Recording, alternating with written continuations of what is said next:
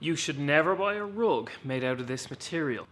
Using this apple, I'm going to explain why. If you've already bought a viscose rug, you've spilled something on it and you've tried to clean it, and you're wondering why it looks like by the end of this video, you may not be happy about it, but at least you're going to understand why. You see, viscose, also known as rayon, modal, tencel, lyocell, rayon viscose, bamboo silk, banana silk, art silk. The art, by the way, stands for artificial. All of these fancy names pretty much boil down to the same thing.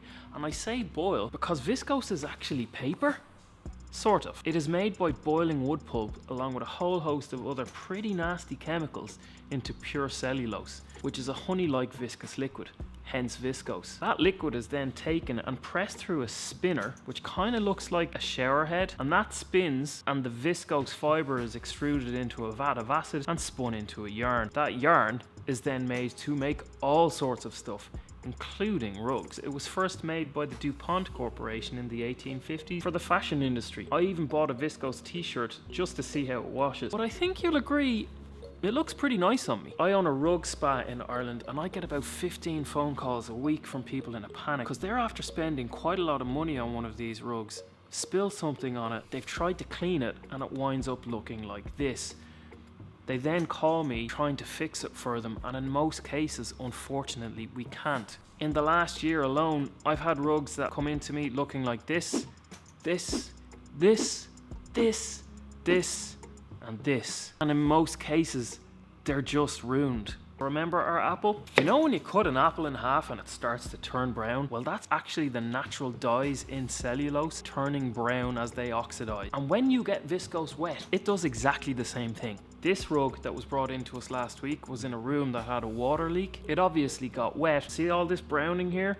That's the lignin browning that I'm talking about. We spent 5 hours trying to reverse this. We were only able to reduce it by about 25%. The next issue, and this one is super fun, viscose actually absorbs up to and over 100% of its weight in water, which means it expands when it's wet, and this can't be reversed. Pretty much like dunking this paper into a bucket of water, leaving it to dry and expecting it to return to the same shape, which unfortunately is impossible, because even after it's dry, the structure has expanded and this cannot be reversed. Furthermore, when it's wet, the fibers are significantly weaker, just like paper.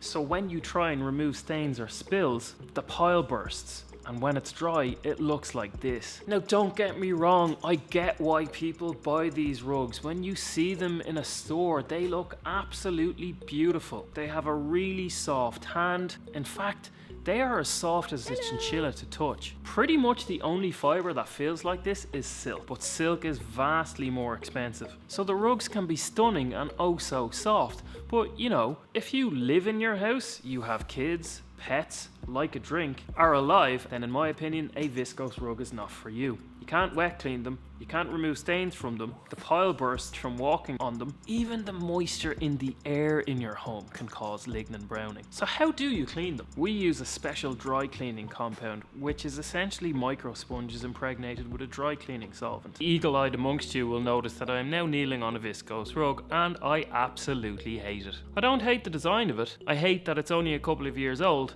and it looks like this. You see all that nice white bit here?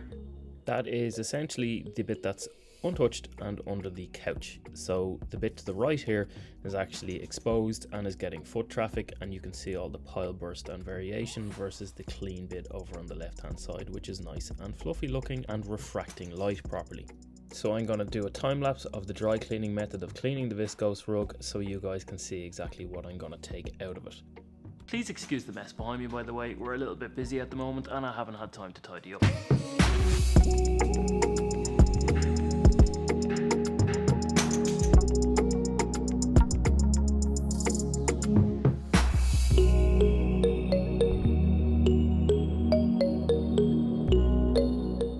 I'm about 4 hours now into this process. What was off camera was the initial vacuum and preparation before we even put the dry compound onto the rug. We had to do that by hand, quite gently, because you can't use an upright vacuum with a beater bar because it will loosen and damage the pile. So, the dry clean, yes, it's brightened by about 50%. I've sprayed a little bit of peroxide on the coffee and that seems to have dealt with about 50% of that, but I've got another 2 to 3 hours work to do on this rug to hand finish it, groom it, and then prep it to get back to the client. Honestly, if this were mine, I would burn it, because if this were a wool rug, I'd be able to get everything out of it and it would look great. This, however, I've already explained to the client that the rug isn't going to come up like brand new and that there will be about a 50% improvement, and that's pretty much what we've gotten here. It does feel like I'm on a one-man crusade against Viscose because I detest the fibre so much. So if you take one thing from this video, well, the aim is that you take one thing from this video, and that is do not buy a Viscose rug because they are trash. Carl here from Cleaning How To.